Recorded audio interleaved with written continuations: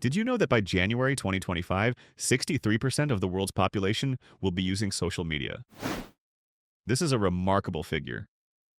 For technology companies, it represents a huge opportunity. But for us people who regularly use social media, what does it bring? In this article, let's explore the relationship between social media and our mental health. Social media is like a massive party in the virtual space. Everyone can join, chat, share, and connect without leaving their chair. The journey of social media is not new. It has traversed a long path with numerous significant milestones. In 1971, the first email was invented, marking the first ray of light in the digital world.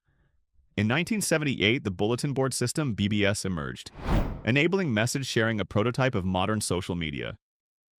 By 1997, 6degrees.com became the first platform where users could create personal profiles and connect with friends.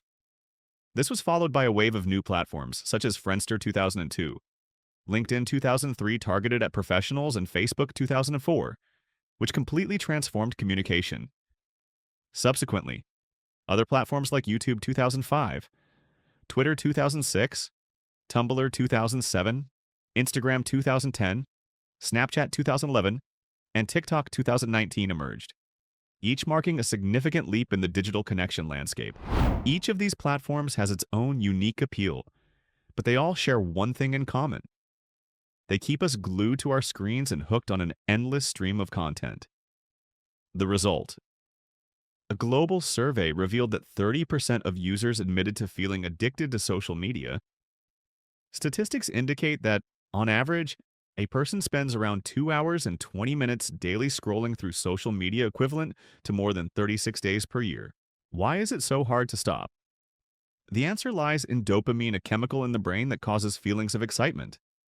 Every time you post, receive a like, or get a comment, dopamine is released, creating a sense of satisfaction. During brain scans, MRI, scientists have observed that the reward-related areas of the brain light up when we share something about ourselves on social media. In real-life conversations, we usually talk about ourselves only 30–40% of the time. On social media, however, this number jumps to 80%, turning us into reality TV stars and the meticulously curated lives we showcase. However, this also comes with consequences. Social media hijacks the brain regions associated with love, motivation, and satisfaction, leading to addiction. When we become overly reliant on dopamine derived from social media interactions, we crave it more and more. The brain rewires itself to seek likes, comments, and notifications.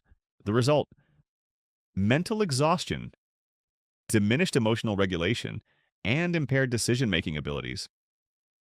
The brain areas responsible for attention and emotion begin to deteriorate, resembling those of drug addicts. Tragically, many people fail to realize just how severe these effects can be. In the next section, we'll explore what really happens to our mental health when we live in a constant stream of information, filtered and edited to the point where it's hard to tell what's real and what's not. Let's start with a familiar feeling: comparing ourselves to others. A study at Cornell University found that 3/4 of people feel worse after scrolling through social media. Why? Because we're not just looking at pictures or videos. We're unconsciously comparing our entire lives to a short, carefully selected moment from someone else's life. For example, you see someone on vacation in the Maldives, bright sunshine, cocktail in hand, radiant smile.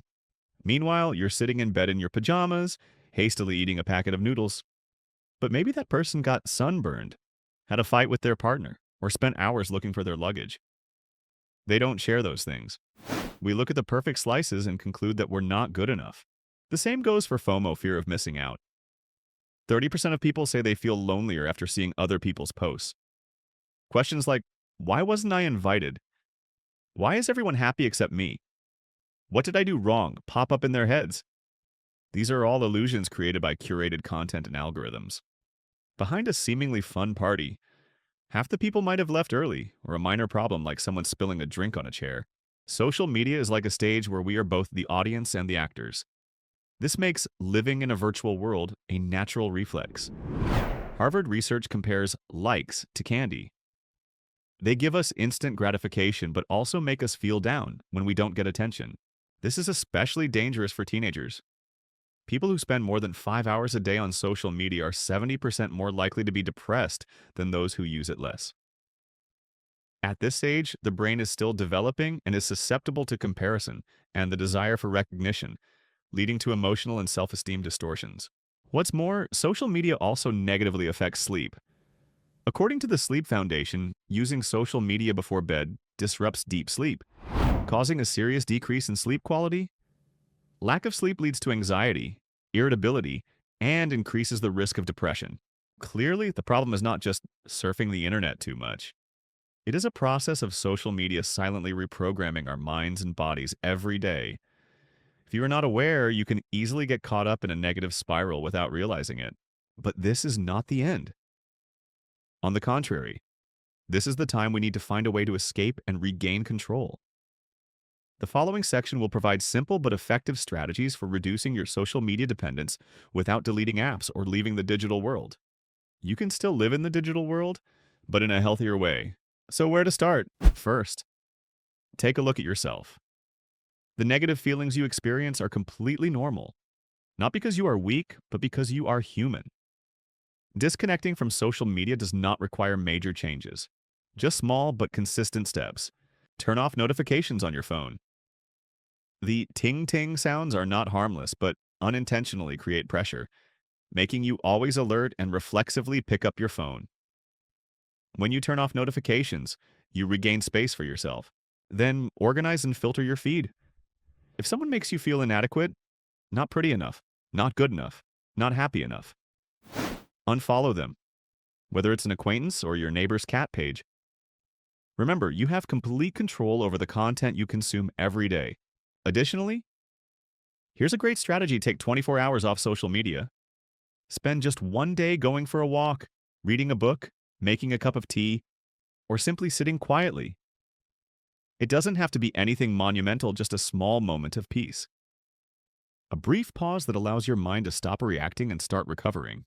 Real connection doesn't have to be grand or extraordinary. Sometimes it's as simple as looking into someone's eyes during a conversation, smiling at the coffee vendor in the morning, or taking a few minutes to ask how your parents are doing. These seemingly small interactions can spark positive emotions and nurture a sense of belonging, not just a name on a virtual friends list, but a genuine connection. A 75-year Harvard study has proven that the quality of our relationships, not money or fame, is the key to long-term happiness and health. This demonstrates that an honest conversation can heal far more than 100 likes. And a heartfelt hug can comfort more than inspirational videos ever could. Taking a break from social media, even for just a few hours a day, is not a rejection of modernity, but a way of reconnecting with yourself. It's a choice to live deeply, rather than letting yourself be swept away by the endless digital tide. You don't have to delete the internet or become a hermit. Remember, technology should serve you, not the other way around. You have the power to create a healthier online environment, one where you feel inspired, not drained, connected, not isolated. Rest assured, you're not alone. Feeling lost, drained, or consumed by comparison on social media is an experience shared by many. But there are just as many people, yourself included, who are striving to better understand themselves, gain control of their lives, and live authentically in an increasingly digital world. The goal isn't to dominate social media, but to remind yourself that real life is always more valuable than what you post. Every time you look away from your screen to truly see someone next to you, you're choosing real connection.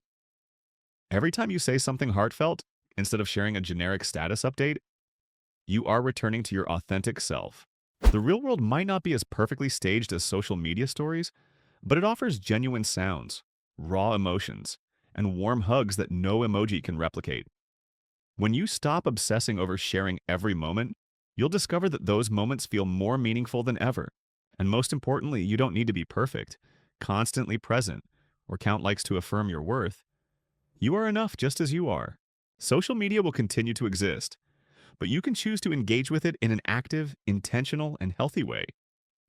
There's no need to discard it all. Start small by simply tuning into yourself. Slow down.